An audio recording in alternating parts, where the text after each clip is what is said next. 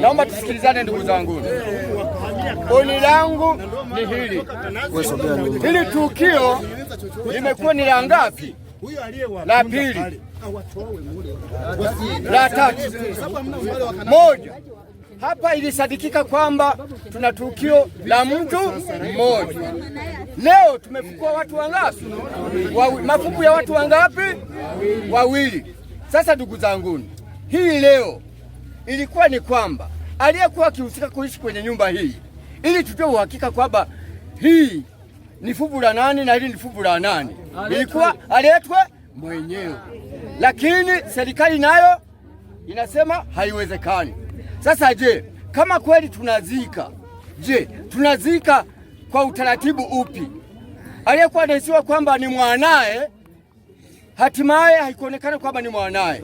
Hasa hawa wanazikwa kwa nguvu ya nani? Kama ni serikali nazika, sisi tufanyeje?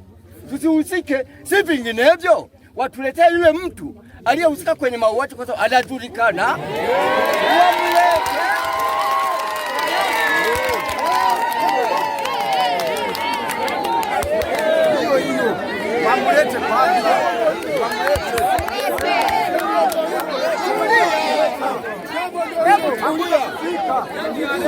Kwa sababu aliyekuwa anaishi kwenye nyumba hii anafahamika, na mwenye nyumba aliyekuwa amempangisha anafahamika, na alivyomtoa kumfukuza anafahamika. Na haya matukio yalitokea baada ya kuwa jamaa amefanyaje? Ameondoka. Kwa sisi tuhitaji tujue kwamba leo mtata tuambie kwamba hizi fuvu ni za nani kuanzia 1, 2. Maombi yangu hatuziki. Serikali wahusike wenyewe wazike. Sisi hatuhusiki kuzika. Serikali ihusike kuzika. Sisi hatuhusiki. Mimi ni kiongozi, ni katibu mwenezi tawi la Kabalenzi. Haiwezekani kuwafumbia macho. Polisi ni serikali, wamekuja. Sasa kwa vile wamekuja, wasituachie mzigo wa kuzika watu ambao hatuwatambui. Kwa jina naitwa Mastedia Matayo Kinyamazinge. Mimi ni kaimu mwenyekiti kijiji. Hivyo basi, katika tukio hili la leo lililotokea kufukua miili ya watu hawa wawili, ilitokea wananchi wakawa wanasema kwamba nyumba hii alikuwa anaishi Mlundi. Mlundi alivyoondoka, ila ana muda ameondoka, lakini alivyoondoka akakamatwa, akaenda sehemu nyingine akaishi huko. Alivyoishi huko akakamatwa na mtu amemuua na kumfukia. Basi baadaye akamfukua, ndo akajulikana mwili ni wa wapi, akapelekwa kwao kuzika.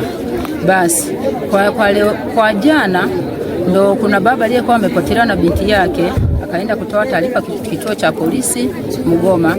Baadaye ndio process zote zikachukuliwa mpaka sasa tulipo. Basi baadaye hapo wakafukua miili hiyo, wakakuta ni miili miwili, ila miili hiyo ni wanaume tu, hakuna mwanamke. Binti huyo aliyokuwa amepotea alikuwa mtoto wa kike. Hivyo basi kwa leo tulivyopigiwa kengele, wananchi wote tumeshinda hapa tangu asubuhi mpaka saa hizi. Kwa hiyo tumekuta miili hiyo hatukuitambua, na tulikuwa tunadhania ni mtu wetu aliyepotea, hatujamkuta. Kwa hiyo basi wananchi wa kijiji cha Kabalenzi wamesema kwamba hawatazika kwa sababu mtu wao hajamkuta na miili hiyo hakuitambua, na wanataka kwamba aliyekuwa anaishi humu, baadaye miili kapatikana akiwa anaishi humu, wanasema kwamba aletwe ili ndo atambue miili hiyo, kwa sababu ndo alikuwa anaishi ndani ya nyumba hii. Jina naitwa Esa Silini Kazoba, ni mwenyekiti wa WT tawi la Kabalenzi. Ni vema siko mbali na mzee huyu kiongozi mwenzangu ambaye ameongea hayo. Mimi binafsi nitegemea kwamba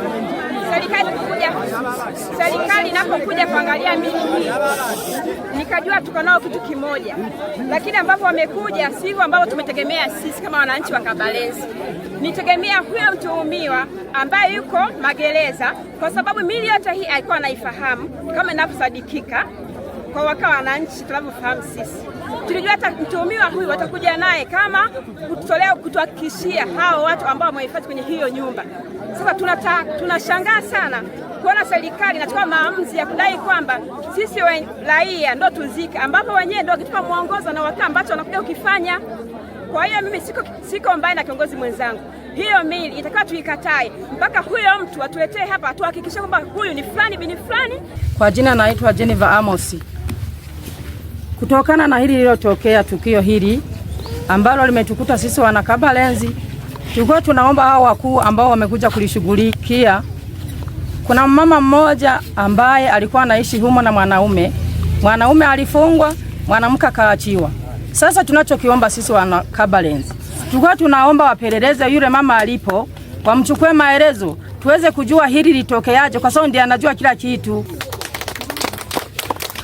Haya, ombi langu sasa kwa serikali, tumeshaona mapungufu tulio nayo ndani ya uongozi. Leo hii tunakuja kutambulishwa kwamba polisi kata anaishi Kabanga, si ndio? Tunashughulikiwa na polisi kata wa wapi? Wa Mgoma. Hivi kata yetu ya Kanazi tunapungukiwa nini? Kwa nini kisapo kituo cha polisi hapa Kanazi? Ombi langu ni kwa viongozi wote wa serikali walioko hapa, tunaomba tafadhali, tena tuanzie na mwenyekiti wa serikali ya kijiji na wajumbe, atupelekee maombi kule kunakohusika. Kata ya Kanazi tunahitaji kituo cha polisi. Sijui hapo kama nimetoa maombi mabaya. Jamani, hebu tuangalie sasa mwafaka ili haya yasiendelee. Ni sisi wenyewe wananchi kuinuka na kusimama. Tena tusiangaliziane kwamba huyu ni mtoto wa mjomba wala ni mtoto wa shangazi. Yaba ari umwana wo kwawe ubona tahijoro mubwire kare gana nigwakugwa ko hariya njewe ntuzombaze.